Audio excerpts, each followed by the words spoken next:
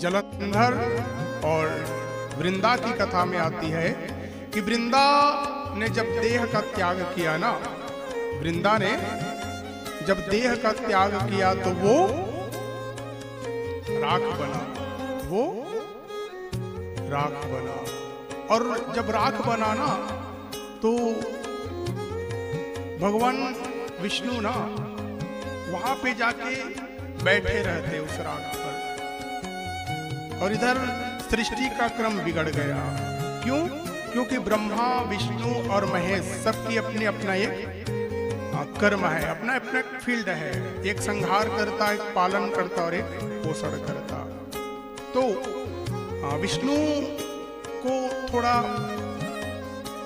ग्लानि हुआ कि मैंने इनके साथ गलत किया, इसलिए वे जिस जगह पे वृंदा ने अपना शरीर को छोड़ा था, भगवान विष्णु वहीं जाके पागलों की तरह व्याकुल इधर उधर भटकते रहते। सृष्टि का क्रम रुक गया और सबने जाके प्रकृति से कहा, पराम्बा से कहा, भगवती से कहा कि मैया अगर ऐसा चलता रहा ना तो सृष्टि रुक जाएगी, इसलिए मैया कुछ कृपा करो, मैया कुछ कृपा करो। और तब जाके मैया ने ना 3 बीज दिए। ध्यान से सुनिए, 3 बीज दिए।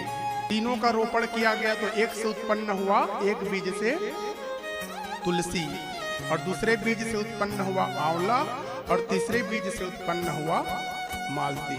ब्रह्मा ने दिया था, उससे उत्पन्न हुआ आंवला। ब्रह्माणी ने जो दिया था उससे उत्पन्न हुआ आंवला। रुद्राणी ने दिया था, उससे उत्पन्न हुआ तुलसी। और कमला रानी ने दिया था, उससे उत्पन्न हुआ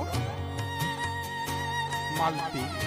3 उत्पन्न हुए और तीनों जब बढ़े तो भगवान लक्ष्मी मैया ने जो बीज दिया था ना उससे मालती उत्पन्न हुआ। क्या उत्पन्न हुआ? मालती। तो लक्ष्मी मैया थोड़ी दुखी थी।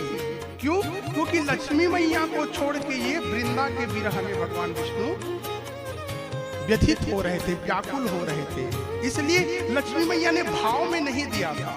क्यों? क्योंकि ये मुझे छोड़ के उसके प्रेम में व्यथित और पागल हो रहे हैं, उनके प्रेम में व्यथित और पागल हो रहे हैं। तो उन्होंने मन से नहीं दिया था, और जो मन से नहीं दिया था ना उससे मालती उत्पन्न हुआ।